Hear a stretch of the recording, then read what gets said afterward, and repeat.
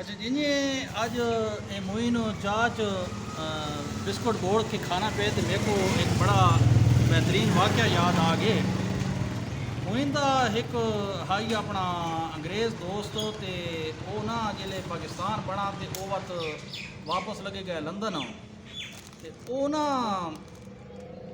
इस किया उसते फ़ोन को 5-6 साल बाद भी यार जड़ा है ना असा हूँ बड़ी तरक्की कर गए तो बड़े असा एडवांस थी गए असा भी बड़ी ना तरक्की कर गए तो बड़े एडवांस थी गया तो तू यार जड़ा ना क्या सारे को विजिट कर अच्छा वो ना अंग्रेज़ 5 साल बाद स्कूल आ वड़ा तो इस अगे चाह शाह रखी बिस्कुट शिस्कुट रखे तो वो ना जेले इस इं शुरू किया ना तो वत चाच इस बिस्कुट बोड़ के ते खावना शुरू किया तो अंग्रेज़ ना बड़ा हसा इसा कभी खैर होवे हंसना क्यों है